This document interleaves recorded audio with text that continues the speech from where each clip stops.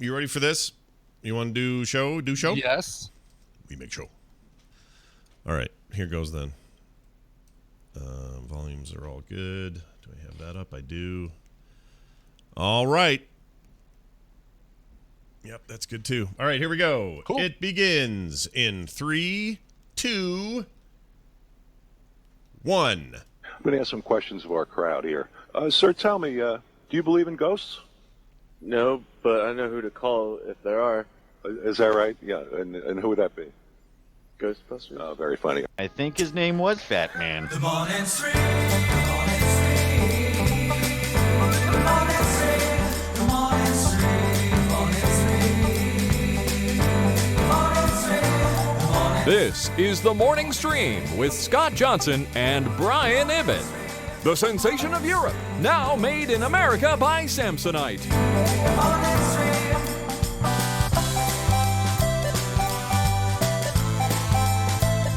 Hello, everybody. Welcome back to TMS. This is TMS for Tuesday, October 22nd.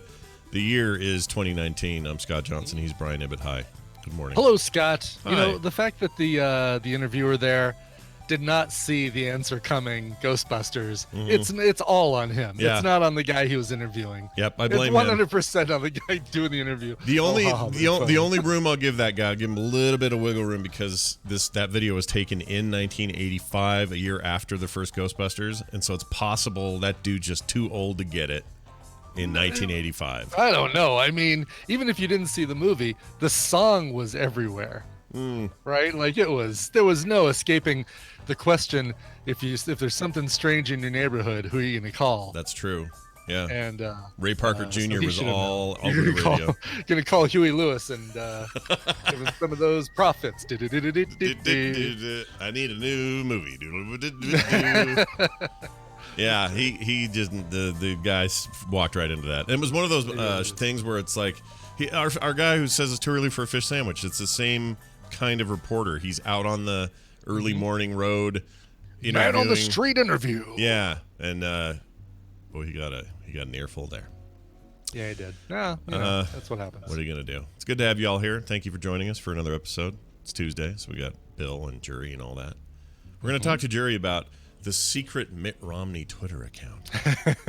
Love it. Yeah. Yes. Because that's fun. Because that's the only time we talk about politics on the show. So stick around. Mitt's meat puppet. Yep. Or sock puppet. I guess it's a sock puppet. I hope it's a sock puppet, not a meat puppet. Not a meat puppet. He a band. Oh yeah, they were a band, weren't they? The meat puppets. Yeah. Oh, they were great, weren't they? Or They were. Were they? I think they were. They were totally great. All right. Well, I enjoyed them. I think. Give me a song, quick. Hum me a tune here. Backwater. When the backwater circles, there's something that will never change. That's it. And it may seem rearranged. Backwater circles. Something that never changed.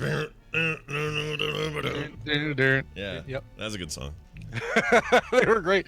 Chris and Kurt Kirkwood. There's the name. Oh, look Couple at you. names. How do you remember these names? You're I had to look up. Oh, okay.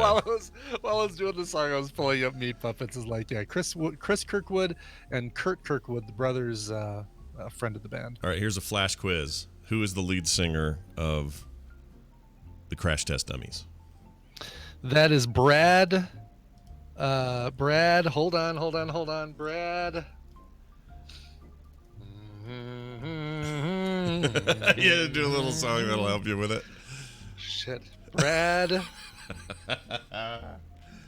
God, all I can think of is Brad Garrett, and I know it's not Brad Garrett. What is it? It's Brad something. Brad. Here, I'll pull it up. Brad Roberts. Brad Roberts. Robert Bradley. Just kidding. Yes. Brad Roberts. The crash test dude. Yeah. He released a solo album where he does a bunch of covers and does a lot of those songs that were big for Crash Test Dummies. I like that guy. Yeah, I like that him guy's too. voice. And you know what? You hear him talking in between songs, Mhm. and he actually sounds like that. Like that is his voice. Unlike, you hear Dave Matthews talking, doesn't go, oh yeah, well, I'm planning on going on concert, gonna tour, and I'm gonna, get on the tour bus. Brad Roberts sounds just like he does when he sings. There's no fake singing there. So even in his In his solo stuff, did he sound like that? The same. Yeah. Oh thing? yeah. Okay. Yeah. All right. Looking at a picture of him here, a guy has some sideburns. He does. Yes. Yeah, it's pretty sweet. I mean, he's the guy who looks like he sounds. Like you see, you hear his voice and you see a lineup of guys. It's like, oh yeah, that's the guy. That's the guy. Wow. Making that bullfroggy sound there. 5, 6, 7, 8, 9 solo albums. Jeez. Oh, no. really? I'm sorry. Jeez, I'm I'm only aware of. I'm wrong. That's Crash Test Dummy albums. He has one solo album. Sorry, got that Yes, mixed it's up. called Crash Test Dude, right? Yeah. Yep. I'm the dummy. It's called. Yes. No, that one's called Rajanka Mantra.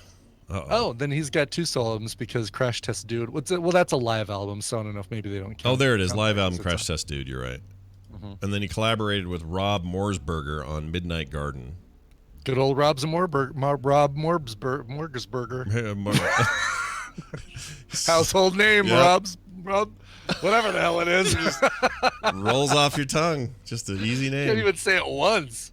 How do I know this dude? His name is worked with like Patti Smith and people like that. How do I know this person? Which, looking. well, did he work with Patti Smith or Patti Smythe? How do you spell Smythe? Smythe. Smith. Patti then Smith is okay. Smith. Here it is. He worked on the Grammy Award-winning Boardwalk Empire soundtrack. Oh, really? Yeah. Cool. Yeah. Anyway, that's good stuff. Yeah.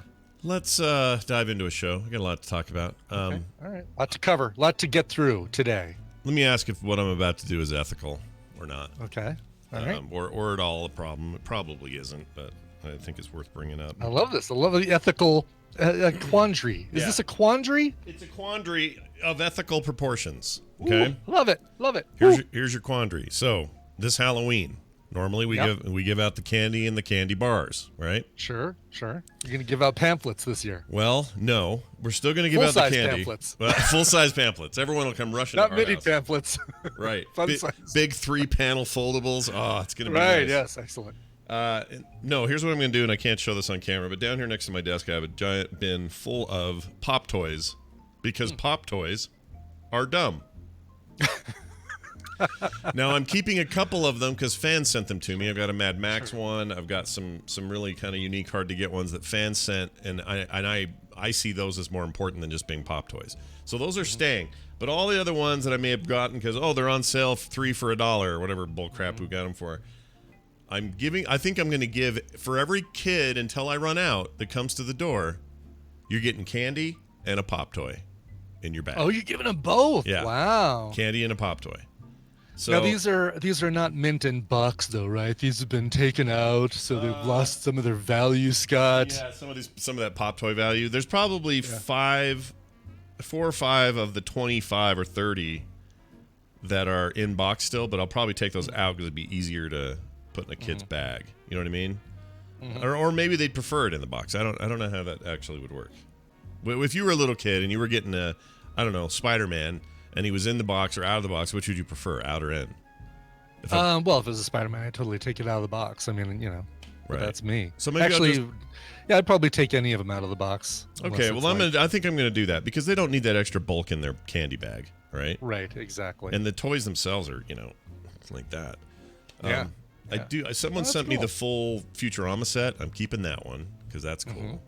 That's cool. And someone sent me the big Baymax robot form yeah. Baymax. I'm keeping that. See, and that's one that doesn't look like it's differently shaped than the regular Pop Toys, right? It Right. doesn't have the ginormous head with the soulless eyes that Right. look like the eyes on every other Pop Toy.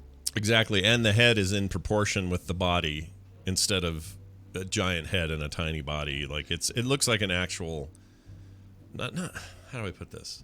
It's not like a perfect replica of Baymax, but it's pretty close. Right. It's pretty close. It's like a I don't know. It's the Hello Kittyizing of pop culture. Yep, and I'm keeping him. Got to keep the Stormtrooper, sure. Yeah, bobblehead Scout Trooper. He's staying. And is that even a Funko Pop though? Yeah, it is. It's okay. that line of they did see Funko the Wacky Lucas Wobblers. the Lucasfilm edition all had platforms. I don't know if this is true of all of them now, but at least the initial batch were all on platforms and bobbly headed. Oh, really? which I Okay. don't really even like the bobblehead. That annoys me. That's for a dashboard. Like, wouldn't that be I'm looking around. I don't have. I do have a couple. I have some Funko Pops up there, but I got the. I got a really good deal on the Marvel Funko Advent calendar, Mhm. and so I grabbed that and I said, "Well, screw it. I'm not waiting till December 1st, and I'm also not opening these one day at a time. I'm ripping open the entire box and putting them up on the wall there." I like doing so- that with my stuff. I don't like keeping anything in the box. It sucks. No, exactly. It's for losers. So, yeah, that one's got a cool Spider-Man in it, and it's got Yeah. the Guardians of the Galaxy. Although they omitted Drax, they've got Star-Lord, Rocket, Gamora, No Drax. and Groot, but no Drax. Like Drax, gets the shaft. They can't afford that Dave Batista money. That's right. They Too have much money. But I got Blizzard sent me a little Reaper guy. He's cool because Oh, his yeah. eyes are normal. You Yeah, know? exactly. That would be a keeper right there. Yeah. So yeah, I'm being smart about which ones I'm hanging on to, and then the rest we're gonna give to kids for That's really cool. Halloween. I think they're gonna love that. Are you gonna give them the choice? Like, are you gonna say, would you like who in here would you like? And like give them a choice of which Funko Pop they want, I or are you just gonna? probably should, and I've got enough should. of a mix that there's enough for boys and girls alike. Lots of interests. I have a kind of a redundant set of everybody from Big Lebowski. No kid's gonna really care about that. So Can I have the dude? can I have? Please let me have Walter Sobchak. I want to have The only one I'm Donnie. missing. I want Walter and Donnie, so I can pretend he's yelling at Donnie. Donnie, you're out of your element. You Yeah. don't know what you're talking about. Shut up, Donnie. Shut up, shut up, Donnie. And then you could say, I'm gonna pretend he has a heart attack near the end of the film, and then we're gonna throw his ashes into the dude's face. They peed on my rug, dude. They peed on my rug. It really held the room together. So yeah, we'll see. I'll probably, I don't know. Those may be the parents. I'll give that to a dad here and there or something. I don't know. Brad can watch, but he's got to pay $1,000. Oh my gosh, that's good. So, all right. There's that. That's the thing I'm gonna do. That's cool. That's very cool. You're gonna have to let us know how it goes. Yeah, because I'm curious if some kids are just going to go "Ugh," and just like turn away after the candy, and because it is a little weird to get a toy. You're giving them a nicer projectile than eggs. Yeah, exactly. It may break a window, but it's not going to damage the siding. Oh my gosh, that's true. It's because it's made out of the same material as the siding, vinyl. Right. That's Um, right. Exactly. All right, I'm going to play a phone call we got because Cool. I'm getting taken to task here. So I feel Ooh, like, all right. Cool. we've talked about this in kind of a small way before, but we're going to let Yeah. him have his way. So you'll know this voice. It's someone who may have participated in ANTP Season 1, Oh, perhaps. okay. Here you go. Hi, this is Rishi B from Ann Arbor, Michigan, calling because, Scott, I have to take umbrage with something that you said. In a recent episode, you guys were talking about your favorite beverages. And Scott, you said your favorite beverage is a nice chai tea. Well, being an Indian guy, I have to take Professor umbrage with that because chai tea is a figment of white Americans' imaginations. Chai is a combination of cardamom, ginger, all brought together with milk to make something wonderful. Tea is when you take your sack and dip it in something wet to make something wonderful. Chai tea is just what white people call something to feel worldly and cultured. Chai is what you really want. Chai tea is just this, a lot of times it's made with some kind of syrup or some kind of artificial ingredients brought together to be put into something to make something taste like chai. So what you really want is chai. That's your favorite drink, okay? I'm sorry to be so aggressive, but we're calling Native Americans Indians because of the whole Christopher Columbus thing. Let's not make chai tea a thing as well. Let's be part of the revolution of calling something accurate for once. It's chai, not chai tea. Okay, thank you. Okay, for the record, I never played Giant Long Calls. I made Yeah. an exception here because it was really funny. Yeah. And second of all, I think that Rishi B should have a podcast where he breaks down cultural inaccuracies and appropriation in this fashion, in this manner. I like that. I like that idea a lot. Yes. Yeah, I think he's good at that's, it. It's like literally a skill he has. And I can listen to that while I go to the ATM machine and enter in my PIN number to withdraw my cash. Do you think it's funny that the ATM machine and the PIN number are so closely related as well as being wrong the way they are? Yeah, Isn't that I know it interesting? is funny, right? Because Yeah. it's it's two things that we use together that we do that same thing where we where some people, not us, So, not but us. some no, people we're not the problem. would use the last initial of it and spell out the word as well. Yeah, I love that. Anyway, I guess you wouldn't say let me go to the AT machine and I'll enter in my PI number to Yep. get some cash. Hold on. yeah, exactly. That was great, though, Rishi B. Thank you for the correction. And you're right. All of that checks out. Everything you said. Yeah. It's just Except that. Sorry, I think Rishi. I think you might have gotten the wrong morning stream. I think this call was meant for Todd and Aaron. yeah. We'll go ahead and get this forwarded over to them. Yeah, we'll get this right to him. We're close friends with those guys. We're really. One of these days we gotta have them on the show, or do get them at a meetup event or something. Yeah, that could That'd be happen. fantastic. That would be a hoot. All That right, would be a hoot. Brian, you got your Star Wars Yeah. tickets? How'd that go? Dude, last night. So we were having a very emotional America's Next Top Podcaster recording last night. It was a very very difficult one for us to get through. Yeah, I dreaded that one. I hated it. Yes. Yeah. But Star Wars. Nothing can stop the Disney machine. So Star Wars tickets went on sale during our recording of it, and many of us quietly. Did you hopped in the really? The queue. host of ANTP procured his tickets? Did you notice? Like, No. did I? No, you killed it. You didn't. I had no idea. Yeah, exactly. Yeah, I'm impressed. Always professional, Scott. Yeah, always. I'm shopping right now for brand new shoes at Payless Shoe Source. So I got hit the AMC Theaters app, open it up, said, all right, give me this date and this time, and it said, great, you are number 200 and something in line, or I can't remember the number that it gave me. Your expected wait time is 11 minutes. I'm like, all right, cool. Well, I'll just keep that up. Mm. And then there was something about make sure your card is entered or something like that. And so I hit that button, and it went out of the app and took me to the website. Uh-oh. I'm thinking, well, crap, I don't want to do that. I'm going to lose my place in line. But you know how on the iPhone, in the top left corner, Mm-hmm. it says the last app you were in, so you can just jump right back to the last app you were using. Yeah.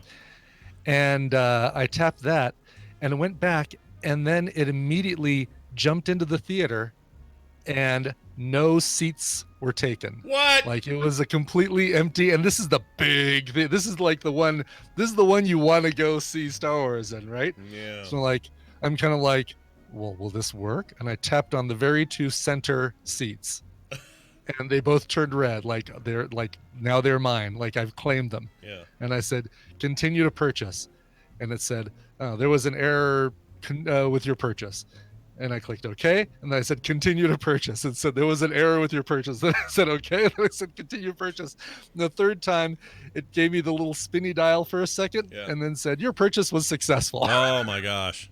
So I'm like, all right, well, I'm not going to believe it until I get a confirmation.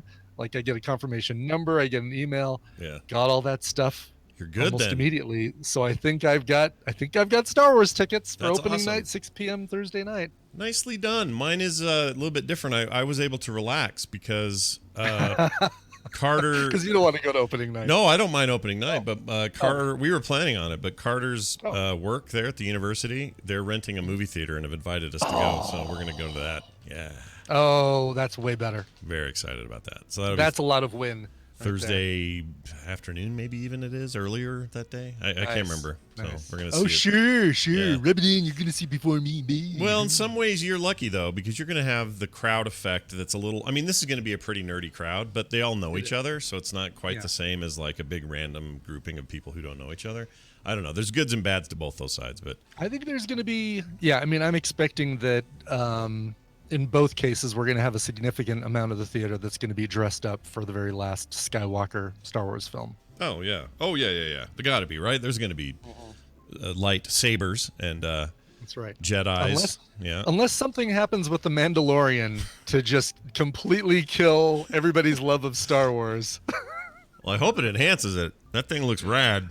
I hope it's Does good. look rad, yeah. Boy, you know what? That is a thing, though, right? Like, what if one of these projects is just such a stinker that it just kind of besmirches I mean, it's the only one that it? we've got between now and then is, Mandalorian. And there's nothing that gives me the impression that that the Mandalorian is at all has the potential of failing, has the potential of ruining the franchise or making people, upsetting people about the whole Star Wars world. I think it's going to be.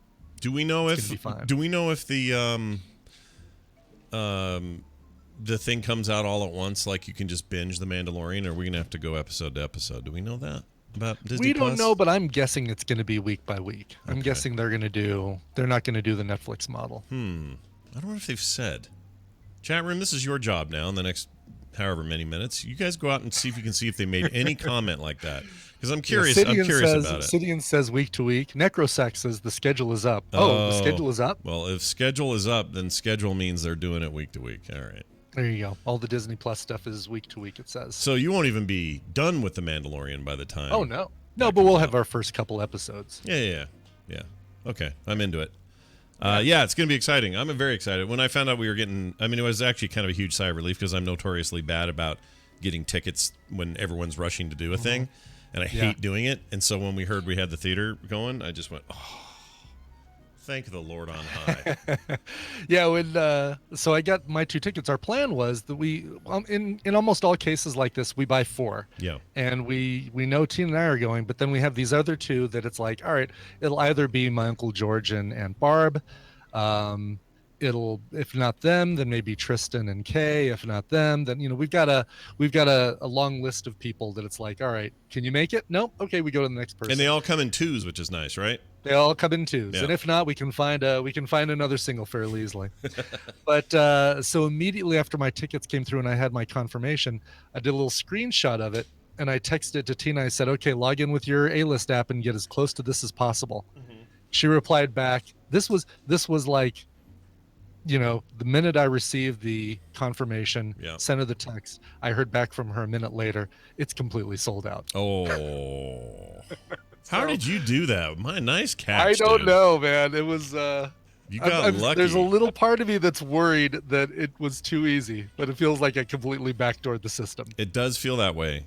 Like even now, I'm like, oh crap! Is Brian going to get an email saying, "I'm sorry, there was an error. You did not get tickets that night," or something like that? I know. Well, you know what? I'm going to say I have a confirmation number. What are you going to do for me? Yeah, they have to hook It's you the up. same- Yeah, Yeah. you'll go full dick if you have to. Exactly. Maybe I'll go to Regal's, buy 3 movies a week for. Yeah. Someone in the chat room earlier said, I don't want to pre-order anything because I can just walk down to my theater and see it. There are cases like that. Depending on what part of the country you're in, I'm sure you can probably just go.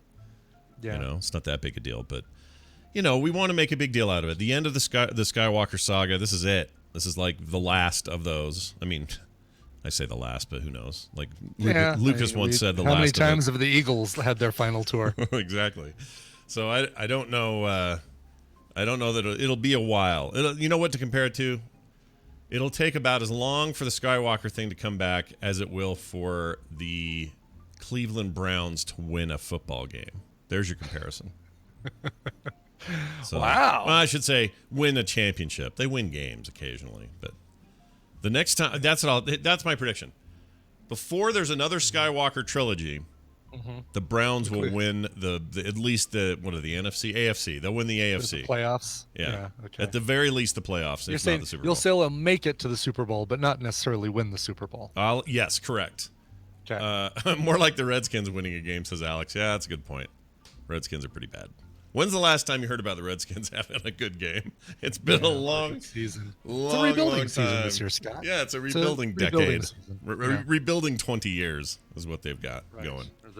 The next time the New England Patriots don't make it to the playoffs. Yeah. Well, it's like the Jazz. We're always in perpetual rebuild mode ever since 1996. So Right.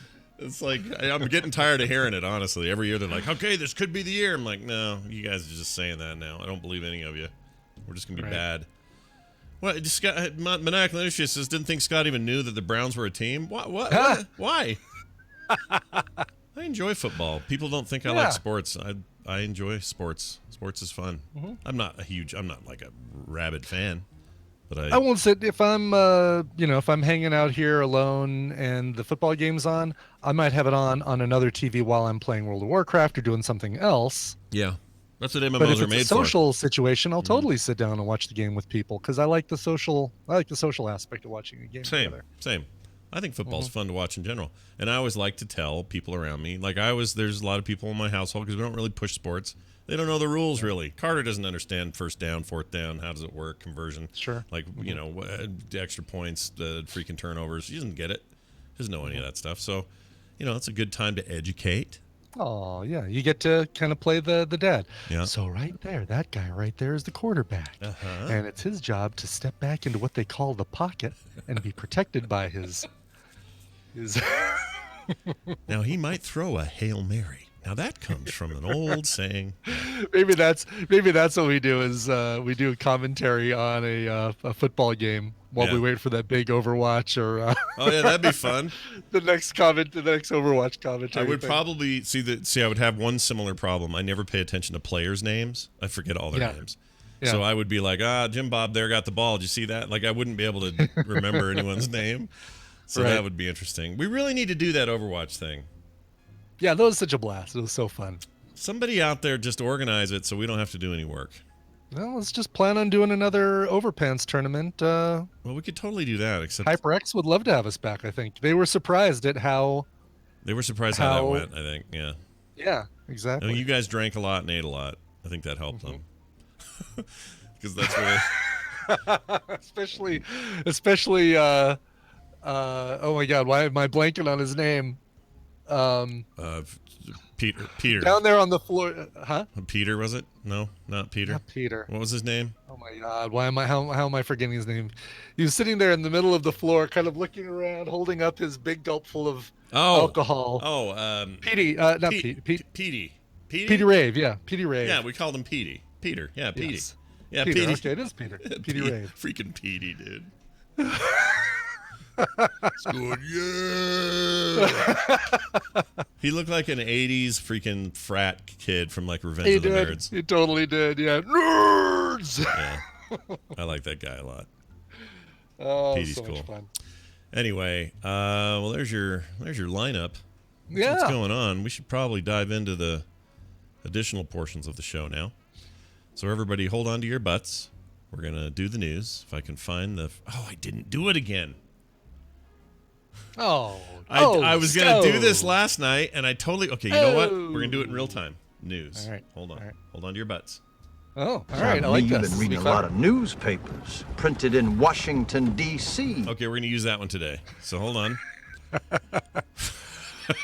So here goes. Here's the news theme for this week. Ready? Go. Sound to me you've been reading a lot of newspapers printed in Washington, D.C. And it's the news brought to you by... Brought to you by America's Next Top Podcaster. So yesterday we had the celebrity interview judging and elimination episode went up on the feed. And something happened on that episode that has not happened in 2 seasons of America's Next Top Podcaster history. I can't tell you what it is, but I can tell you that today on the feed, you're going to get to hear a one-on-one interview with Alex and Jenny as she talks about her experience on America's Next Top Podcaster. Go check it out. It's going up on the feed later today. It's America's Next Top Podcaster.com. Jenny Josephson? Jenny Josephson. I just said Jenny, didn't I? Yeah, you just said Jenny Josephson of She's great. Infinite Game Studios. We are all huge fans of Jenny. We are. She's great. Yeah. She's She went all school teacher yesterday. The little woo, she did. Man. Yeah.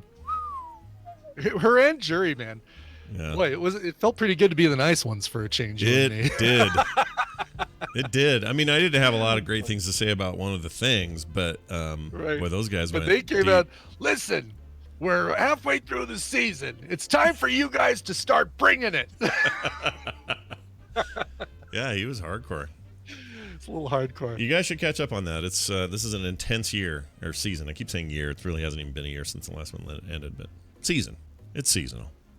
It's seasonal. Yes. All right. Well, here is your news for the morning. Get your day started. The military has phased out the use of floppy disks to coordinate nuclear attacks. Did you know that nuclear? Phased out what kind of attack, Scott? What kind? Nuclear attacks. Did I say it? Did I say nuclear? I don't. You said nuclear, but I don't care. Did I really? I didn't mean to. Yeah. Here's I actually have a trick for this. Didn't mean to, Mr. Frodo. Here's the trick for this. Whenever you if you're tempted or you're naturally inclined to say nuclear or whatever, how do you say it? I mean, nuclear? No, the wrong way. How do you say it the wrong way? Nuclear is the wrong way. Nuclear. Nuclear, right. So if you're saying nuclear and you're like, I can't remember to get it right, here's how you remember. You look at the word nuclear, you go nuclear. You just pronounce it. Nuclear. Sure. Nailed it. Nuclear. See? So anyway. So tell me this. A real estate agent. Yeah. What's the shortened form of a real estate agent? We around here we say realtor or realtor. That's the correct way of saying it because it's realtor. Yeah, realtor. A lot of people will say realtor. Yeah. Make sure you call the realtor. Yeah. And get them to open up the house. Blah blah blah. No, they don't sell real estate. Yeah. They sell real estate. Yeah. So it's a realtor. Yeah, realtor. Tur or tor. I'll allow tor or tur. That's fine. But you cannot say realtor. That's wrong. Don't do that. Right. Exactly. Anyway, the military announced Thursday it has retired the 8-inch floppy disks that were used to receive a presidential order to fire nuclear missiles. That was a thing we were still doing. I realized that was a thing that was still in practice. Wow. That I find that horrifying and awful that's what's the deal. What are we doing? Really? 8-inch floppies. My gosh. Hey, by the way, guys, perfect time to change it. If you know what I'm saying. We've decided to switch over to zip disks. Yeah, we're going to zip and then jazz drives. Because those things can hold 100 megabytes. They were so cool in the day, though. They were so cool, and then they totally were. That company bums me out. So Iomega, they're in Roy, Utah. This little town called Roy, Utah. That's where they were founded, and they exploded. They were the biggest thing in computer storage and peripherals at the time, and they were just so huge. And then as everything else started to come up, other innovations happened, like solid state memory and USB sticks, and just the change happened, and they weren't freaking ready. They just didn't follow it along. They didn't get ahead of it, and they should have. They should have been top of the walk for a long time. Instead, they just doubled down and went, "Nah, jazz drives is where it's at." And I'm like, I don't know, dude. You know what I got today? I got a little mini with a micro SD that's the size of my fingernail that holds like a terabyte of data. Right, holds like the equivalent of 10 jazz drives. They were a gig each, right? Yeah, they were jazz drives were a gig, right? And then zips were 100 meg. 100 megs, yeah. And at the end of the day, it was I can fit an album's worth of music on one of these zip drives. Exactly. But the way I looked at it was the perfect it was absolutely a big innovation in its time. They just didn't keep moving. Yeah. They just stopped there. Right. They just said, no one's ever going to need it's that same thing of no one's ever going to need more than this, right? Yeah. This is the most space anybody's ever going to need. It's always the most limited part of our thinking. We just are so bad at that for some reason. In some ways, other companies took advantage of it and did great. Kingston was around then, and they're killing it now. So in memory, whatever. Yep, you'll learn. People learn, Scott. People learn. That's right. Lieutenant Colonel Jason Rossi told somebody that it has retired the floppy disk used in its dated 1970s computer with a highly secure solid-state digital storage solution. Oh, very good. The computer called the Strategic Automated Command and Control System, or SACS. Oh, here's the next thing for you guys to upgrade. Yep. Yeah, we got one more suggestion for you. We need a larger SACS. He says it's an old system designed to receive nuclear force action messages and is considered unhackable because it predates the creation of the internet. That's why they like holding on to the old one. And I've heard that a lot. The really old systems in very security, where security matters, older is better because they're not Right. tied to any of the new stuff that's so hackable. And people, the current crop of hackers know the current systems. It's like they're not going to go back and say, all right, we got to learn how to hack floppy disks. Yeah, How exactly. to hack, a terminal system. So it's important here to know the only thing they've upgraded here is just the disks, the storage solution, not anything else. Because, in his words, quote, you can hack something that doesn't have an you can't hack something that doesn't have an IP address. It's a very unique system. It's very old and it's very good. The Department of Defense said in 2016 it would replace the SACS computer with an updated data storage solution, port expansion processors, portable terminals, and desktop terminals by the end of fiscal 2017. They're late, though.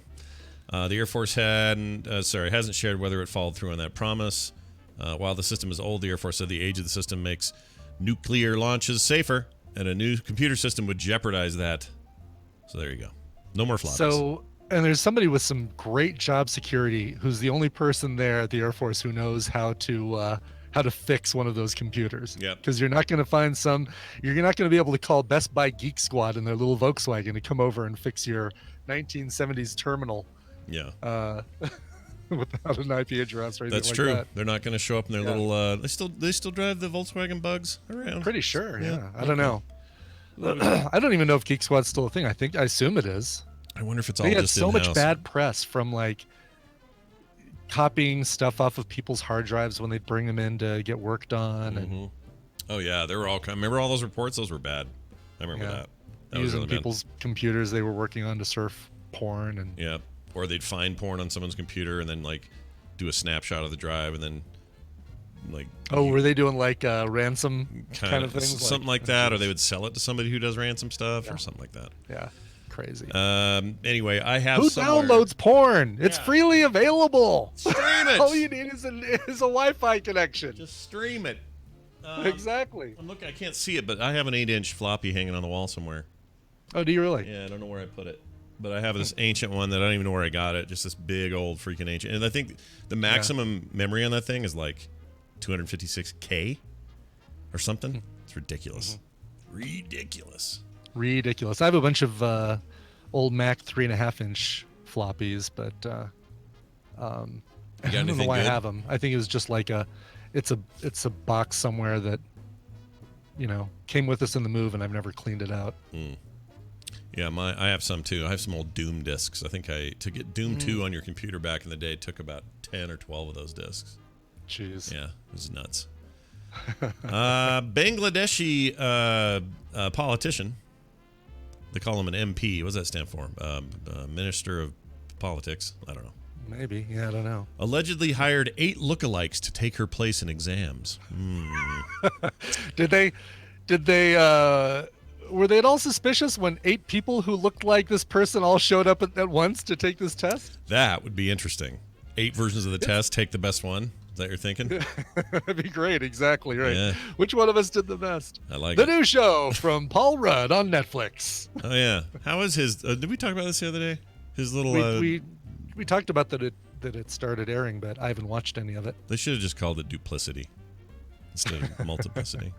Multiplicity and Because it's him polyplicity. Because it's him and a clone of himself, right? One of them wakes up in a grave, the other one shows up in a hospital or something, and then they. I think that's my take, is that it's kind of it's similar to the plot of the Michael Keaton thing, where he's overworked, he needs a clone of himself to kind of help him out, and That's Leninade says so far very funny. Oh yeah, I heard the same.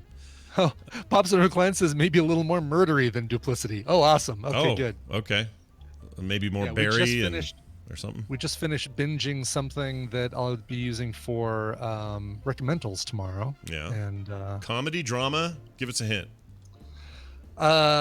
Sci-fi Ooh. drama. Ooh. 9 episodes. Ooh.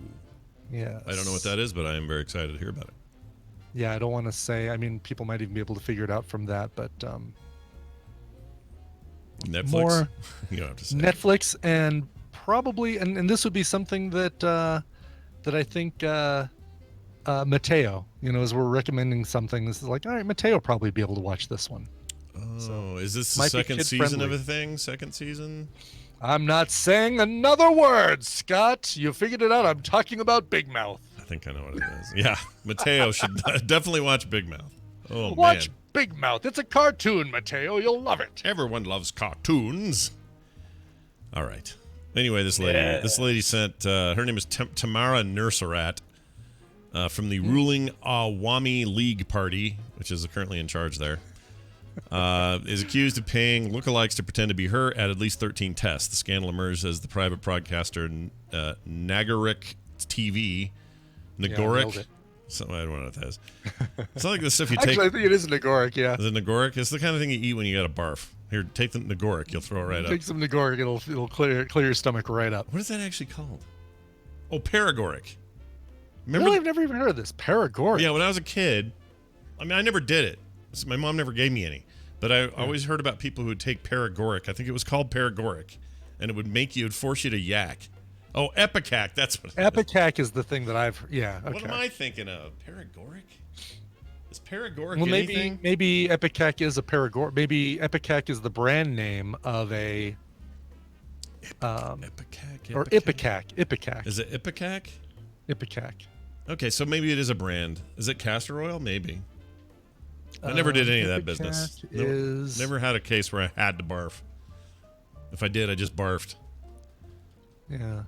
Forceful vomiting produced by Ipecac was considered for many years to be an important frontline treatment for orally ingested poisons. Yeah. So it'd basically be, get this out of your system. Quick, take some Ipecac. Take some Ipecac, and it'll make you Ipiac. Hey, look at this. I like Codes from Home's description. It says Paragoric is that 10-man raid in the Grand. Nice. Well done. Nicely done. Paragoric. Yeah, I don't know what Paragoric is. Anyway, this lady's in trouble. I'll probably get fired from her government job as a result. Yeah, no kidding. We'll see how that It's goes. funny. I mean, do you just people keep finding Brian Ibbott lookalikes, and they keep sending me photos. Like, there's this guy who was on was it on the Danish America's Got Talent or something that somebody posted in I want to see this. Where's this? I'm going to see Pat this. Pool on Facebook. Wondering if I can find it quick enough to show you. It is impressive. Let me really quickly jump into the Tadpool. But this guy, I gotta say, somebody said he looks like a cross between me and Schwood. Like he's wow. He's the merging of the Bryans. Give me 20 seconds here, and You're if all I can't good. find it in 20 people seconds, people always say Schwood and I look like brothers. Like I look like an older brother to him or something, which I never can see it, but people see a picture of us and go, "Oh my gosh, you guys look like brothers." I don't see I it. could kind of see that. I mean, in the right light, in the right light. context, sure. Sure. I got light right has to way. be right, and then we're all good. I am so far. Let's see. I'm about a day back, and I'm still not seeing it. Somebody is probably going to find it before. I think the chat will find it do. before you do. I don't know. Maybe. Maybe they're being lazy today. I don't know. I still haven't found that other Maybe. thing I asked for. Which was it? What was it? Was You. What did you ask for? I don't Oh, know. you. I don't remember. It was Well, we something- asked if Mandalorian was coming out weekly. Oh, the We schedule. found out that it was. Right. Yes. Oh, and then they said it was. Excuse me. Gesundheit. All right. Well, while you're looking that up, speaking of yeah, people that let's look keep the going. same, this is a perfect story to end on because Oh, found it. Here it is. Oh, you did. Okay. Let's see. I did it. Yep. It's in the Giving you Discord. a link. Giving you a link right here. All right. Let's see here. How do I link to this post? Copy. With Yeah. a. Yeah. Ah. Mhm. Yeah. Yeah. The internet. All right. I don't know if this will work. We're gonna try it. All right. Let's see give it a here. shot. Paste. My eye itches so bad right now. I just want to scream. Okay. Yeah, it did come through. Oh It's my in Discord. gosh, dude! What the frick? That's weird. Here, chat. I know some of you have seen the link, but let me put it up in the Yeah. screen here. Holy Moses! Norway's. So this is from the Norwegian. Norway's Got Talent. And What was his talent? Looking like you and Brian Brushwood had a baby? That's weird. it's kind of crazy. Yeah. So I'm gonna hire him to take some tests for me. I'm gonna hire him to go on tour because he apparently plays guitar based on this. Yeah, it looks like it, or a ukulele or something. I don't know. I can't tell because his hands are Hey kind of boss, small. hey boss, I'm gonna play some guitar for you. You ready? Can I play some guitar? And notice he's wearing a funny hat too. Funny hat, Brian. I know. I need to work on the Schwood laugh. I can't do it. Oh man, you're gonna hurt yourself. You're gonna throw your. I am gonna speed hurt away. myself with that. I'm workshopping it. That's just crazy. How come his hands are so tiny though? The guy's got little bitty hands. He does. He has a very big head. Yeah, big head. I also tiny have. hands. I'm proud to say that I've got way more chin to neck definition. Yes. Oh yeah, way Maybe more not than a he year is. ago, but certainly now I've got more chin to neck definition. Yeah. I can also shave better than that guy. Right. He showed up half, like all I know. 5 o'clock American- shadowed. Norway's got no razors apparently. The show. Dornga, bornga, binga, binga. All right. I like doppelgangers are fun. I enjoy that. Yes, they are for sure. Well, it's not so fun for Kate Beckinsale. She says this. You know the actress. She's kind of a I'm familiar. Yes. lovely, exactly, yeah. lovely woman. Lots of cool Yes. stuff. Anyway, Serendipity. yep. She's Underworld. series. Yeah, Underworld. Yes. Uh-huh. yeah. You got your. Dated that dude from Saturday Night Live that everybody dated. Oh yeah, that weird looking dude that everyone thinks is hot. I guess. Yeah. What's his name? Davidson. Josh. Yeah. Jim Bob. Joe. Jay Pete Davidson. Jay. Another Pete whose name we can't remember. Oh, Pete Davidson. Davidson. Yeah, I don't understand. I mean, I know he's funny, but what's the deal there? I don't know, but Ariana Grande thought he was dating material. Kate Beckinsale thought he was dating material, and he just broke up with the girl who played the daughter on The Leftovers, Oh. who kind of looks like him. Yeah.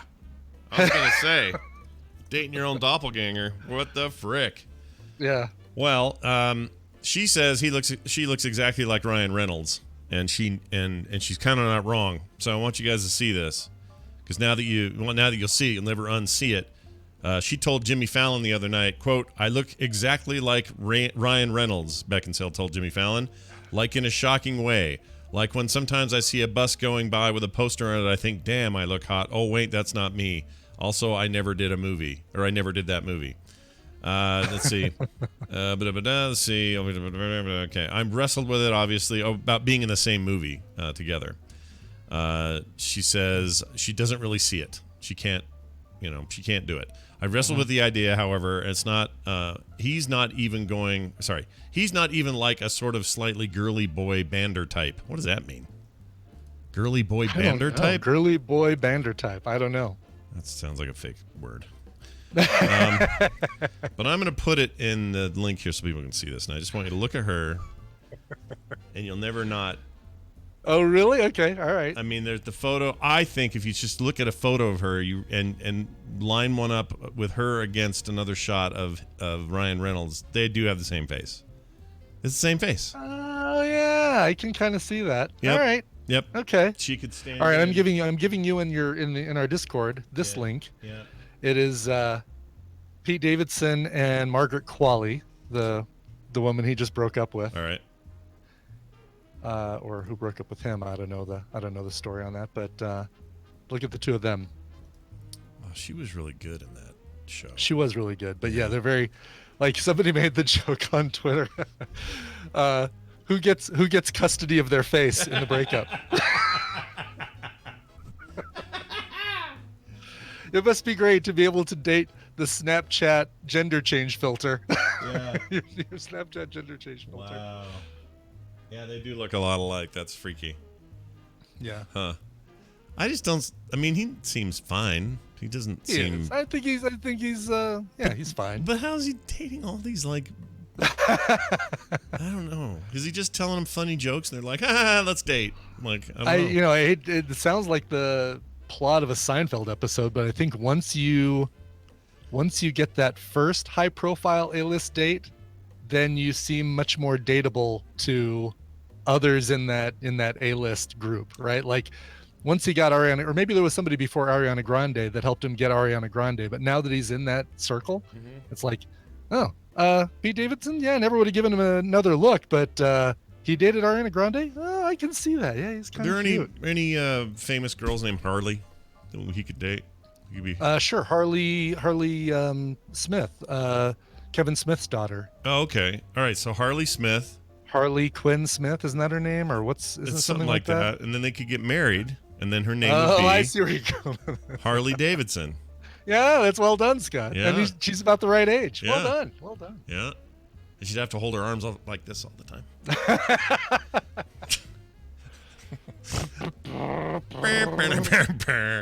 All right, we're going to take a break. When we come back, Bill Duran joining us all the way from Bill Duran Town. And then also after that, jury, Justin Robert Young talking weird business like we always do with him.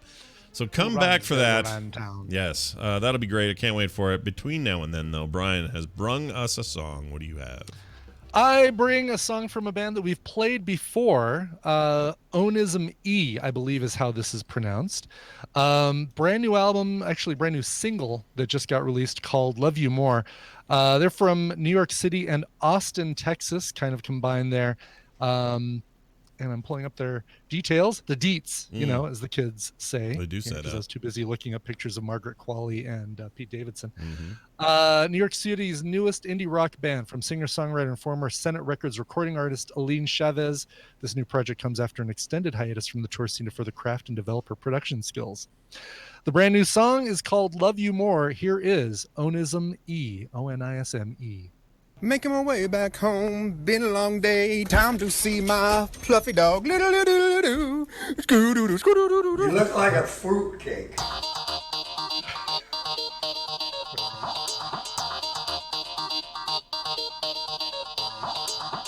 This is the Morning Stream with Scott Johnson and Brian Ibbett. Now, with 20% more psyllium hydroxide and erotic acid.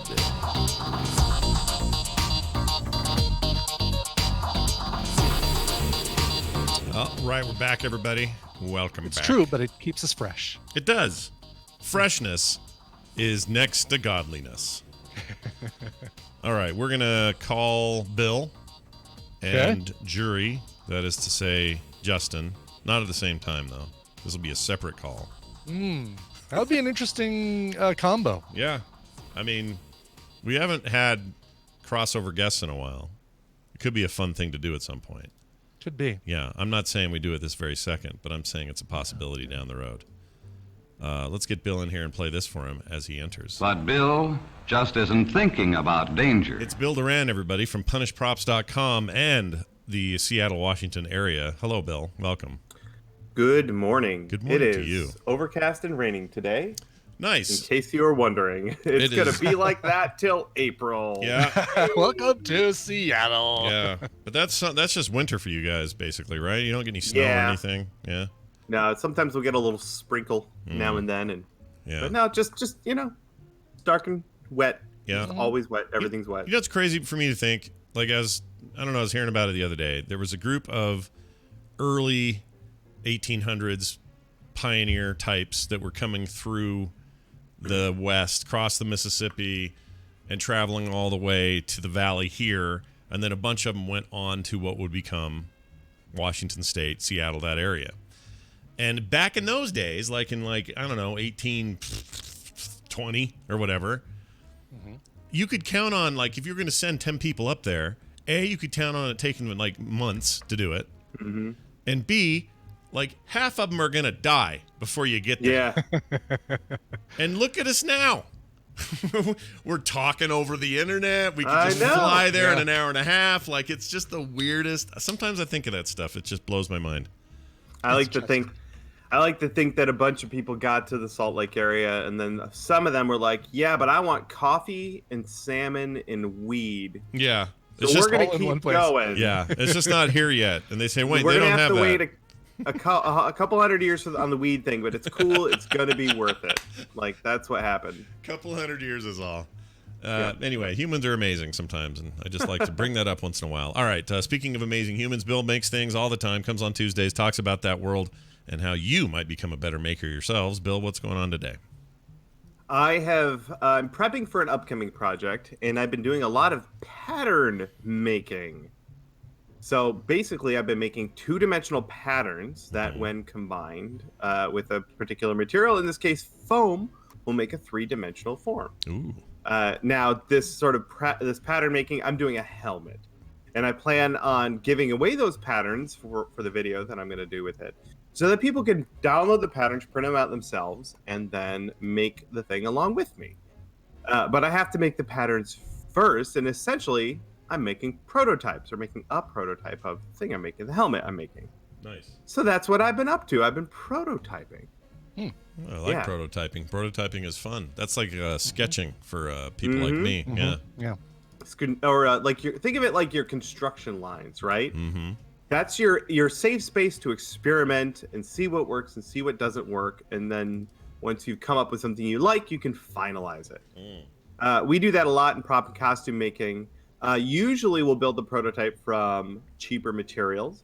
So if you're sewing, you might go get some muslin, which is a fairly cheap fabric, and basically build the garment from scratch as you refine your pattern using this cheap material. And then when you're done, you have a good pattern that you can use on the expensive fabric. I've never heard of muslin before. Describe it for me. What is it? Muslin. M-U-S-L-I-N. You've seen muslin? Have I? Yeah, it's a thin fabric, like a thin see-through kind of fabric. Huh. It doesn't often get used for garments. It's usually just used for pattern making. Yeah, Ooh, sexy garments. Oh, I see. This stuff's very porous. I see. Okay. Yep. Yeah. The main thing though is just that it's cheap. Sounds like the last name of that girl in the new Zombieland. What's her name? Abigail Muslin? Breslin? Oh, Breslin. That's it. Anyway, sorry. Yes, now I've fell got right into that one. Yeah, nice job. Almost like burlap, but not hard and coarse. Yeah. Right. A very similar texture, but thinner and more see-through. Right. Exactly. All right. So for foam, I will actually use my floor mats. I used to use floor mats to make all my foam, or all my foam props and costumes. But now that we have nice foam available, in fact, I went to Joann's yesterday and bought some of that Yaya foam, which is really good. Yaya foam. But I don't want to make my patterns out of that because it's a little pricier. So I'll make them out of floor mats, which are a lot cheaper. That's not as good. It's got that silly texture to deal with, but I don't care. I'm just making a pattern. Now, what that means, if I'm building something from scratch, if I'm designing a pattern from scratch, I usually end up building that piece 2 or 3 times. So the helmet I'm working on right now, I've already built twice, and I'm going to build it a 3rd time for the video. By the 2nd time I built it, I really kind of nailed the pattern, so I was happy with that.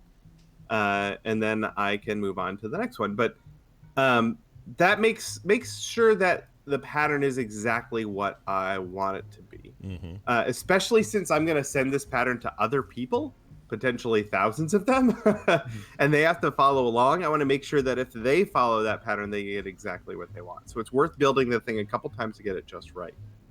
The good news is with a 3-dimensional piece like that, like if you're building a costume piece or a helmet or whatever, once you've made your prototype, you can try it on. It's 3-dimensional. You can put it on your body. You can see if it fits correctly, see if it looks the way you want it to look, and make alterations before you commit to the final piece. Nice. I do this with every single costume piece that I make. Most of the time, most costume pieces get built twice. Now, fortunately, if it's like a leg piece, I'll build one leg piece twice and 2 or 3 times to get it right, and then I can mirror the pattern. I don't need to build both legs multiple times, so I usually do that, save a little time. Sure. But yeah, everything gets built a couple of times. It takes a long time and it's tedious, but that's how I get exactly what I want. Yeah. And it's a good way to make sure that you don't, do all this work on what'll be the final piece and have something not fit right or have a weird thing that you didn't expect. That totally makes sense. And it's fascinating that you would do. I didn't even think about the fact that, like, if you're doing doing pants, then just doing one leg to make sure that works, and then mirroring it would work, which is, of course, that makes sense. And that's right. That's usually what I do with helmets. Now, I do have to build the whole helmet prototype because when you put them together, that middle seam kind of helps pull the form together. Right. But I only draw half the pattern if it's symmetrical, or it like you got that Boba Fett helmet behind your head there, Scott. That just happens to be the helmet I'm building. Oh, no way. That's cool. Are you doing it with all foam? All foam. Yeah. So the helmet is symmetrical, but the earpieces are not. But that's really easy. I can draw the helmet form, right? Mirror it, and then draw a separate earpiece for each side. Right. And those are smaller, less of a commitment sort of thing. They're also mostly 2-dimensional patterns. They're not that complicated. Interesting. You know what you described, the workflow of the time it takes to prototype and then get it right and then move forward is so just sketch before you ink, sketch before you paint. And I think it's just a good principle kind of across a lot of disciplines, to just know that that's I mean, can you sit down and whip out a sketch at a con and sign it for somebody and send them on their way? Yes. Comic book artists And do I'm it all always the impressed time. with people who are able to do that, who are able to just, do pen right away and go nuts. It's super cool that they can, but if they're going to do a cover of the next, X-Men, they're not going to do that. They're going to There's a reason you have pencilers, inkers, colorists. Like that pencil process is so freaking important because it's where you nail down your proportions. It's where you nail down all your sort of composition issues, and you can go through 3 or 4 of those. So, like when I do a commission, I never just send them the finished thing. I send them a pencil sketch and say, "Or is this the right direction?" And they're like, "Yeah, this is where I want to go." And then you commit. But it sounds like it's actually, how do I put this? It's not surprising that it's the same kind of process, but I think it's a good thing to know that, despite the physicality of what you're building, it's still that sort of thing. You still got to do it. Yeah, because you think of prop making as being a much more, and it is a much more involved process. You're making a 3-dimensional thing that, as opposed to pencil sketches on a piece of paper that you can erase and move and change, you're making this thing that's like, all right, I've got to try this out and make sure it works. A lot harder to adjust it if it's wrong than simply an eraser and just adjusting your pencil sketch. Right. Yeah. What you want to avoid though is once you get into the stages where you're finishing. So when you're doing your final colors and everything on a drawing or you're painting your costume, what you want to avoid is suddenly realizing you need to make a major change at that point. That's right. Of course. So you're like, I have to do this piece right here, if I were to assemble this, it's going to be right in my crotch. That won't work at all. Yeah, it's not going to work at all. Not that you can avoid that entirely. Like, I'm sure you've got examples you could say where you get really far down and go, oh my gosh, I cannot believe I forgot this part. And you got to like either backtrack, you got to cover it up or whatever. So those things happen. But for the most part, you're helping reduce and eliminate that by just having some patience, cranking on your craft. Get your prototype of your sketch done. It's good stuff. We do a similar thing with our videos. Now, we don't storyboard our videos. We just don't have enough time to do that for the scale of videos we have. But we do write an outline for every video. And that's kind of the same thing. You're building the bones of this video, the structure of your video, before you've committed to it. Because it's a similar thing. Once you've filmed parts of a build, there's no going back and doing that again. Like, and that's not the point when you want to decide to make a big change. No, you're basically starting over if you do that at that point. Well, it's good stuff. Anyway. Good advice. I think, again, this is great because even if you're not, building physical stuff in a shop, I think this applies to almost everything. This applies to photo work, film work, drawing, painting, like all of it. Smart stuff. Bill, as always, great stuff. Do you have any, you got a little bonus thing for us this week? Sure do. My friend Laura Kampf over in Germany made a project that you guys might be interested in. She built a small podcasting studio in a briefcase. That. Oh, that is so cool. It's really cool. Wow. Oh, look at this. Yeah. Yeah, basically she got a cool looking old metal briefcase and put a pair of microphones in it so that you can open it and the microphones fold out so that each person, the 2 people, can face one another and have a microphone in their face. She built a mixer into it and everything. It's so cool. So and just the fact that it's like in a Halliburton style case. And it just looks like it's so, I don't know, like so secretive kind of thing. Right. It's really it's either a podcasting setup or she's got access to the nuclear football. That's right. I do like that. Whatever mixer she's using, that's a cool one. I've never seen that. But she also put a little red on-air light on the outside of there. So just so in case anyone at the Starbucks doesn't know you're recording a podcast right now, you should be quiet. Oh, that's And really at the cool. Starbucks near my house, at any given time, there's 5 people recording a podcast. Okay. So there's a whole podcasting section. Oh my gosh, she did an on-air light on the edge of the things. Yeah. Oh my gosh. Did you not hear Bill just say that? Sorry, I've been looking at this video like so focused I didn't hear him say it. This is so No, rad. No, this is so cool. How do they power Yeah. it? How's it powered? I think it's wall power. I think it's just got a little 12-volt wall where you just plug it in. Oh, so you just okay.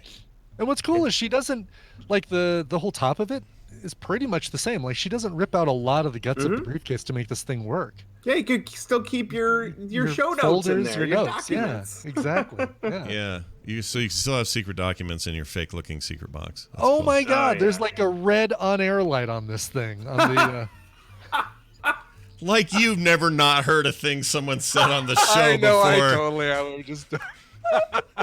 Like that's You the first guys. time it's ever happened. Bill, awesome stuff as always. Keep it up, and I can't wait to see what you do Alrighty, next. Did see you did you guys. say? Hold on. Did you say people could get those patterns when you're done? That you're gonna let those be free? Your the stuff you're working on right now. Did you say something about that? Or I missed that at the beginning? Bill? Oh, he's gone. I lost Brian too. Everybody's muted. Yeah, I don't know what happened. Everything went muted. Oh, now it's there we back. go. What the heck was that? I don't know. That You was got rid of weird. Bill, and I could still see you in Skype, but couldn't hear you on the call. Were you able to hear me at all? I couldn't hear anybody. Weird. And I'll bet he was answering me because he was still there. And then I don't know what happened there. That was weird. That was the funkiest Weird. thing ever. Maybe he could he control the mute? Yeah, Oh, you I guys don't in know. the chat could hear me, but that's just because my mic's right to the stream. So People are saying it's probably Justin doing something. it could be. You never know. That's right. You never know. All right, we're gonna bring him in. I'm a little These nervous. are their stories. Yeah, hopefully this works. Oh, I'm terrible with names. See, we don't even need the thing. You could just do No, it. exactly. I'll just do the whole thing. I think that sounds great. All right, here's this. Let's play right now. These are their stories. Oh, I'm terrible with names. Hey, everybody, check it out. It's Justin Robert Young joining us all the way from Oakland, California. Justin, welcome and hello. Hello. How are you guys? Oh, we are perfect. Sounds great. He's here. Yeah, you sound great. Well done. Am I not getting your video? Oh, no. We're using Skype now. Yeah, we use Skype for video and Discord for audio. Discord for audio. Yeah, so you're on video. People can see you. There was too much lag using just Skype for audio and video, or I'm sorry, using Discord for audio and video, and then Yeah, this is after Skype was months getting all janky. Did of you guys experimenting. notice that there was a red on-air light on that thing? Like nobody's ever done that before, where they were I was just curious whether or not you guys had noticed that. They because I was weren't watching paying it and I noticed attention. I do that probably 10 times for every Scott's one, but I have to take advantage of that moment when I can. happens. It happens. Well, you look fresh and Bonnie clean, whatever that means this morning. Hey, I bet you can see. You probably see my video. Hold on, let's see if this works. Oh yeah, you can see my video, too. really It bright just- Overwatched video. See? Yeah, There yeah. I am. You can see me. I can see you. Yeah, Look at that. Anyway, Oh, look at you boys. Look at you. Look at that. Oh, Yeah. now we're all together. I well, love it. Brian will just be a little laggy for a bit, and it's okay. It's not a problem. Yeah, we'll fix see, I'm it going to after. turn mine off because I don't like the lag. Yeah, lag can bite us. That's why we've got this Lag weird hybrid. makes me talk over you guys, and that sucks. I'm so glad that I put like literally 45 minutes into making sure that we had a foolproof plan for me to make sure that my Discord audio and video was fine, and we still spent the first minute and a half of this segment talking about technical audio and video settings. Yeah, it's a new segment here. I think some of the fates are telling us something about what we're covering. But no, I don't want to talk about any of that. I want to talk about other stuff. Like, for example, I don't know. You can tell me if I'm wrong, but when this secret Mitt Romney Twitter thing hit, all I could think about was you. Like, all I thought about was, this is the greatest fodder in the world for the world's greatest politics show, the PPP, Triple P, PX3, yo. And that's all I could think about. But then I feel like he copped to it too fast. You know what I mean? Like, No, he gave it away. He gave it away. Like this all came up because there was a bio of Mitt Romney in the Atlantic, I believe. Yeah. In which he told the reporter, I have a sock puppet account and I follow the following people.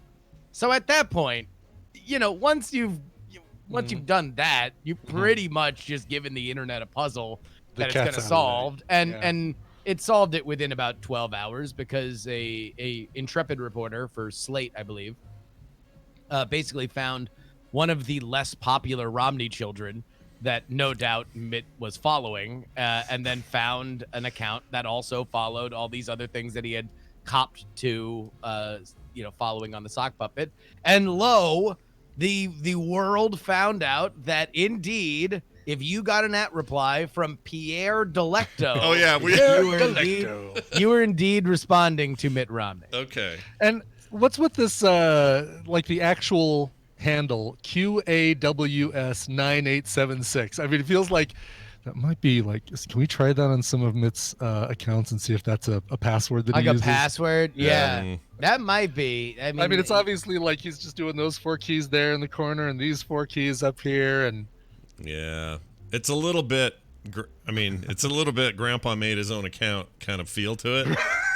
I mean, but by the way, he's had that since 2011. Yeah. He had that, I guess, right around the time that he announced that he was running for president. Mm-hmm.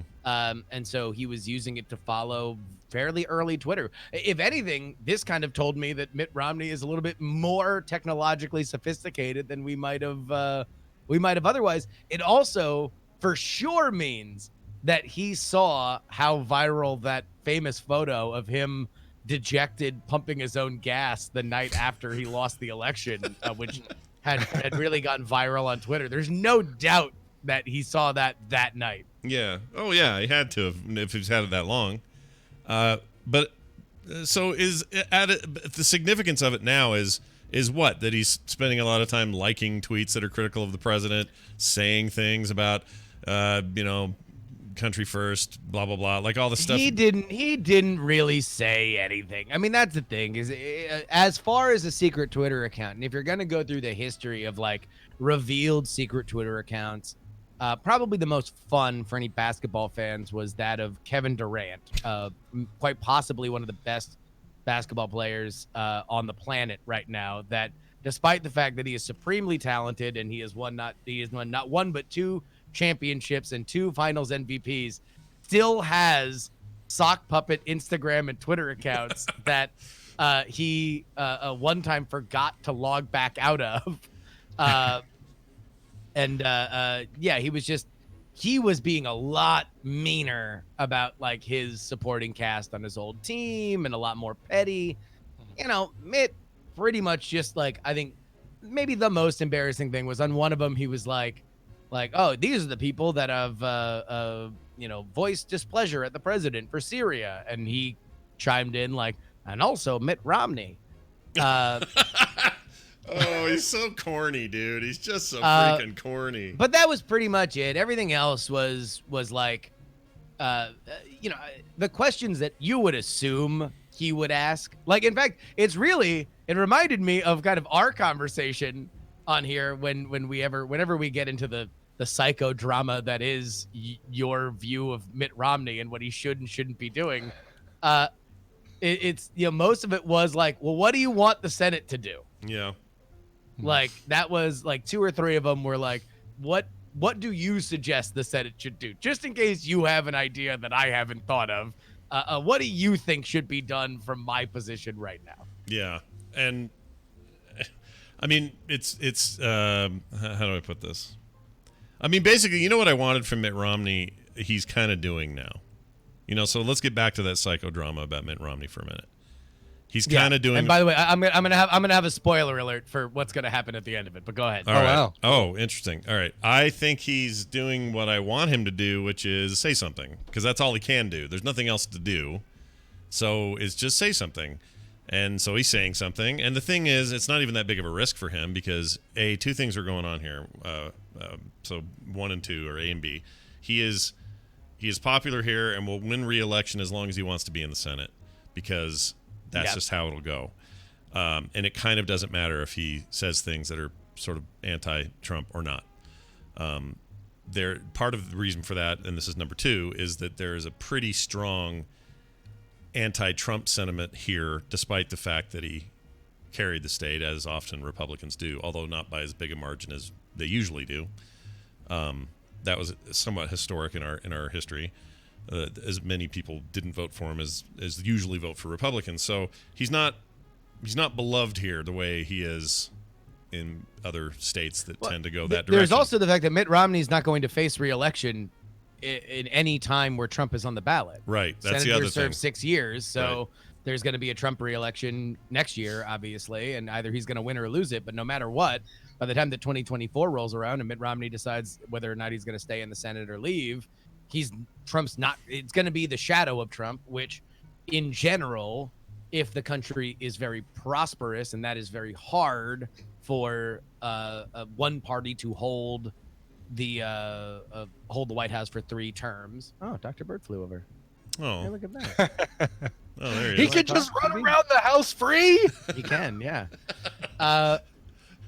If by the time it gets there, it's not going to matter. Like he actually has fairly little to worry when it comes to Trump, which is going to boil your piss all the more when, if and when Donald Trump is impeached, he votes to not remove him, because among all of the tough talk that Romney has, he also is always sure to say the bar for removal is very high. We need to make sure that this is not something done willy-nilly, that other presidents have done illegal things and not been removed. Just brace yourself. Like, there's I will put 0 chance on Mitt Romney voting to remove Donald Trump from office. Interesting. Yeah. I mean, you're probably right, but maybe. I don't know.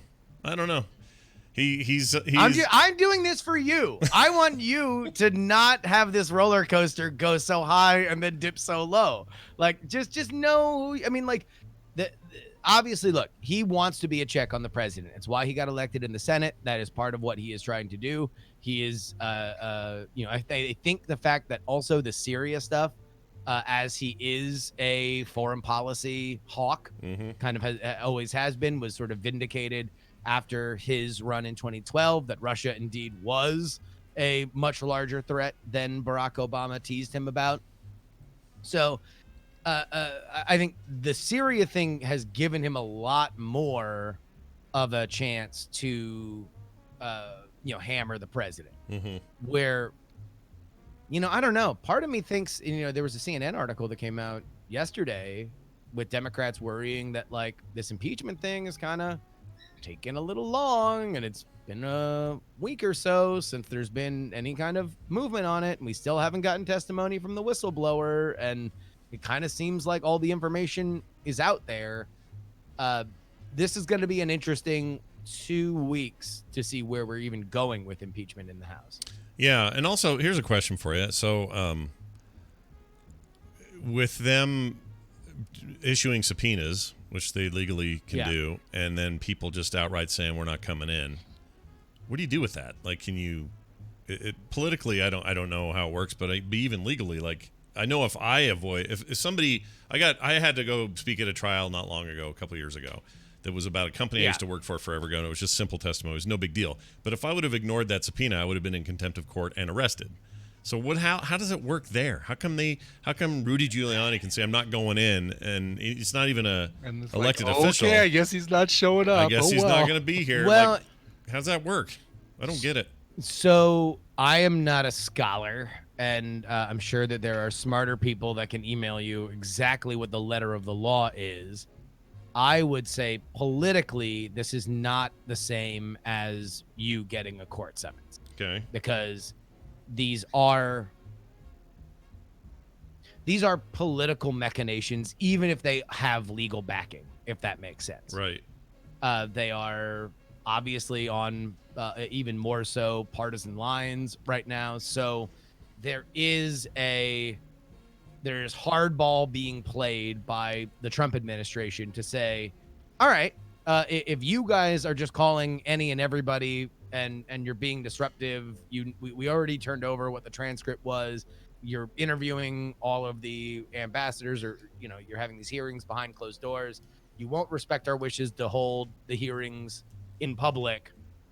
Then you want to know what? We're not going to play ball if you're not going to play ball. Like that effectively is the dance that gets done. Now, normally there is a little bit more of a simpatico between, people who live in Washington who are trying to all do the same job, even if they're on different teams, but we do not live in that current landscape. Yeah. Yeah, I think that's probably the way it is. I guess I'm super naive to how that stuff works. So whenever I hear something like we're ignoring a subpoena, I do know that they can be arrested.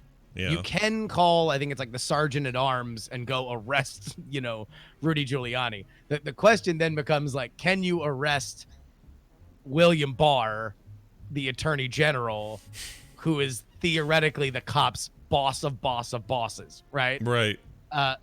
That's where you get into weird territory. But theoretically, you can, but that is another kind of red line that would be crossed in what is usually a contentious but manageable dance between parties in sticky situations. Right.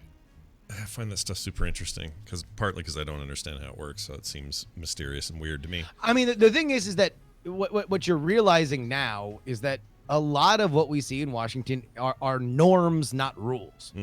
They are things, they are ways that people have decided things are going to go at a certain point. And whether or not they are in the letter of the law, that is how government has run. Mm-hmm. Yeah. Well, it's interesting to know that, because if this is just all a simple set of norms, I wonder if after all this is gone, Trump's long gone, whether that's now or another election or way in the future when he's dead, or 5 years from now. yeah, or whatever it ends up being. I wonder if any of these norms are looked at in such a way that they feel like they have to start talking about making norms laws, so that, because if somebody's not respecting the norms, then what do you do? Like, the norms sort of, they're kind of like laws, and they keep sort of people together, but if you don't honor the norms and there's no repercussions for not doing that, then why even have them? Like, either make it binding or don't. Like, I don't know, I feel like a lot of that stuff's just going to be up in the air. Like, it's easy to look at the history of the country and go, oh, well, everybody's sort of respected these things, and so they all stay within this lane. But we're clearly in a time where, we're all over the road.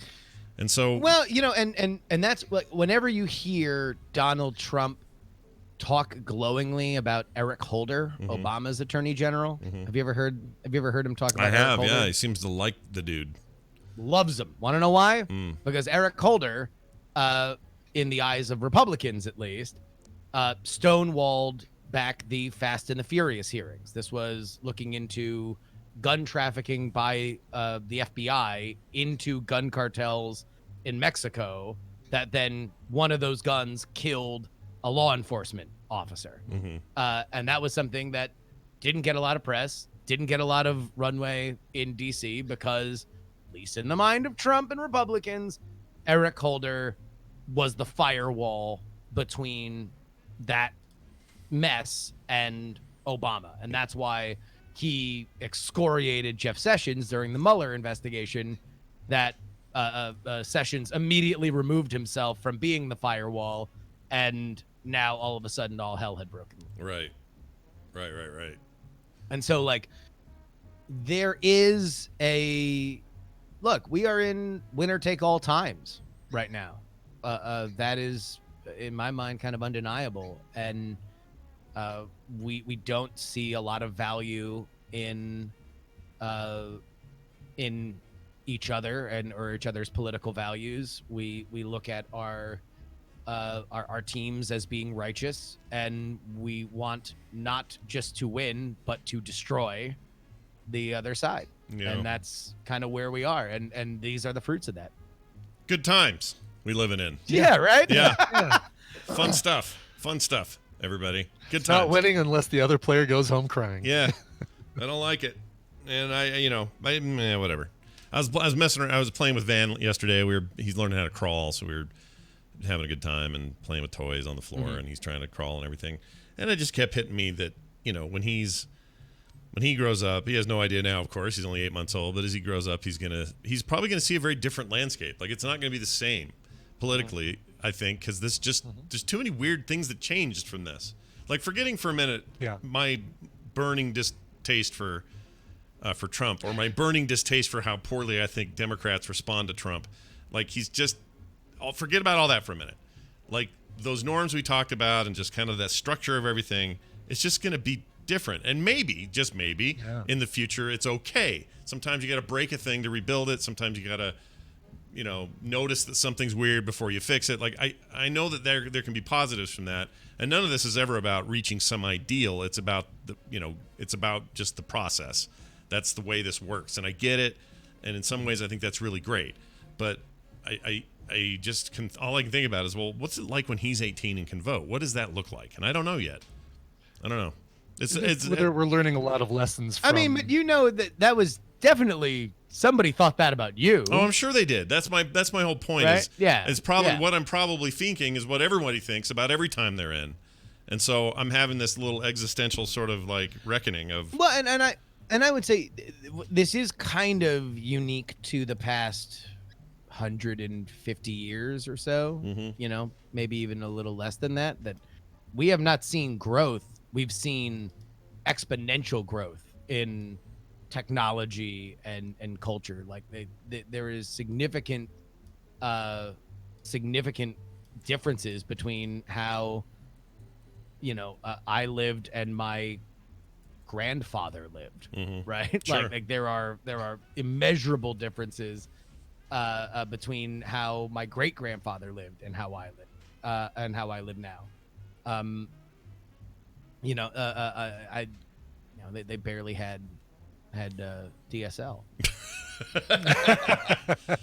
Wasn't even good DSL. It was like It was like it was like garbage. 756K or something. GeoCities. Yeah. It was a bad time to be alive. Suck it, Tony Anzalone. Take that. Well, anyway, whether anything comes from Mitt's Twitter or not probably doesn't matter, but it's pretty funny. Oh no, nothing's coming out of Mitt's Twitter. That's one of those stories that's funny to laugh at. The funniest part about it is that he chose his fake name to be Pierre. Pierre Delecto, and then he answered when the Atlantic reached back out to him to see whether or not he was indeed Pierre. He answered "C'est moi," which I thought was pretty funny. Well, and this is going to sound silly to some, but he served his 2-year LDS mission in France, so he probably has a lot of.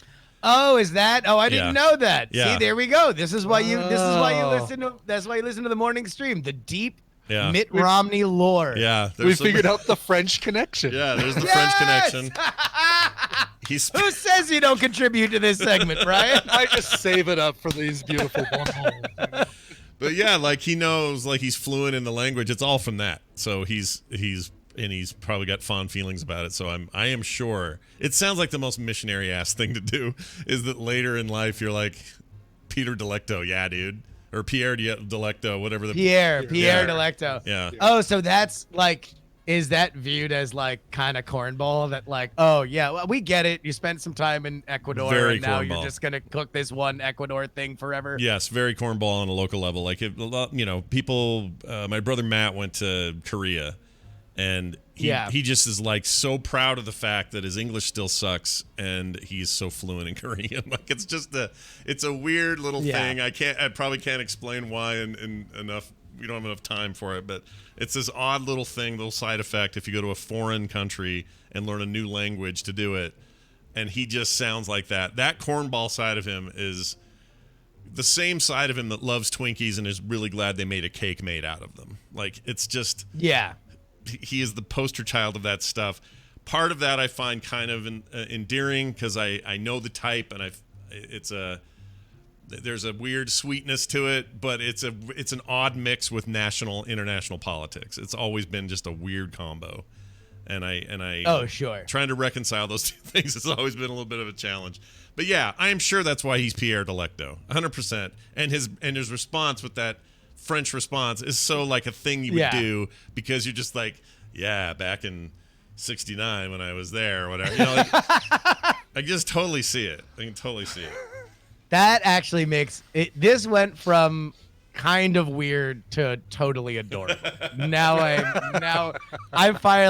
refiling this entire thing under A for adorable. Yeah, there you go. I like it. And a little bit of W for weird. Anyway, so there's that. you should probably. This would be a good week to tell us what you have going on this week, because last week you just sort of left and we were sad and we didn't know where to go to find you. So can you tell us where we can it's find the same you? stuff every week. Like, really, come on. I know we've if spent you an entire week looking I haven't- online for you and not being able to. Yeah, I mean, like as if I don't do enough stuff. Jesus Christ. How is that spelled? Young? Yeah, Robert, exactly. Robert Young. So, we got good PX3s this week. I actually have the PX3 that I'm putting out today.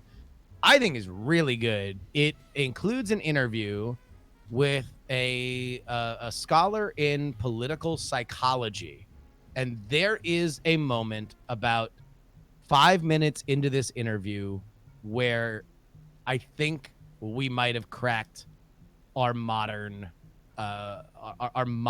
political landscape. Whoa. And why it is so fractious.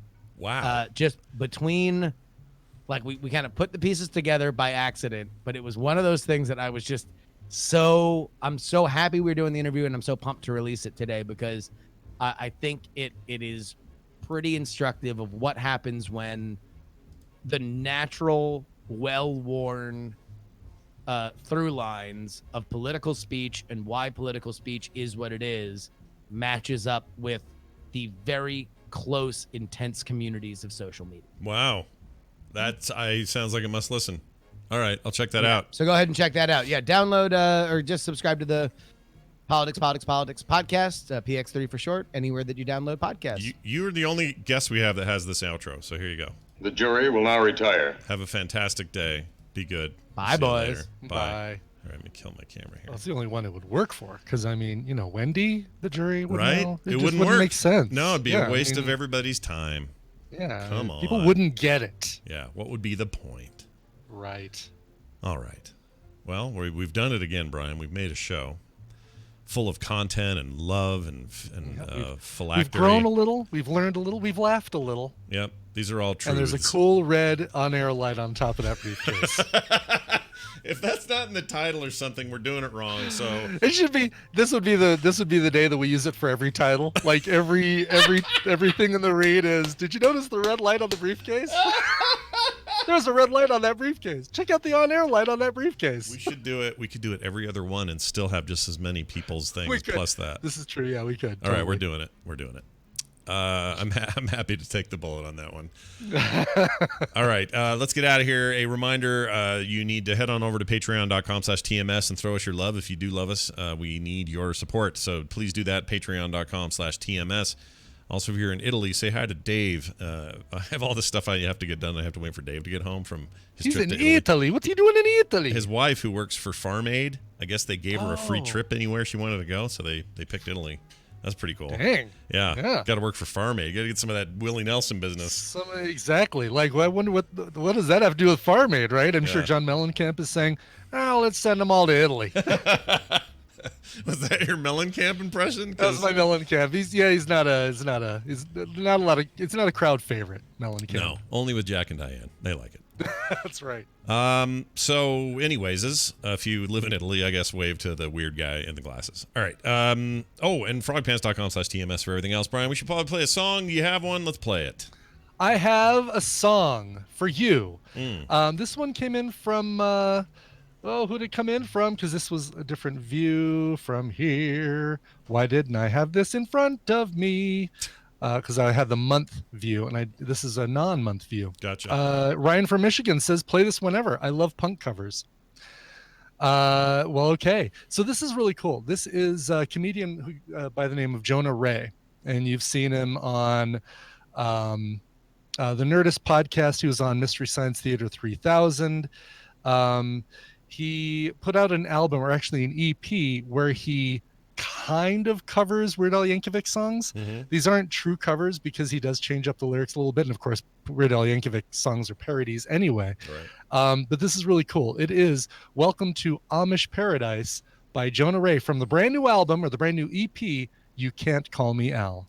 This show is part of the Frog Pants Network. Frog Pants Network. Get more shows like this at frogpants.com. Thank you, operator. Cool. Okay. Whatever you need, lady. Whatever you need.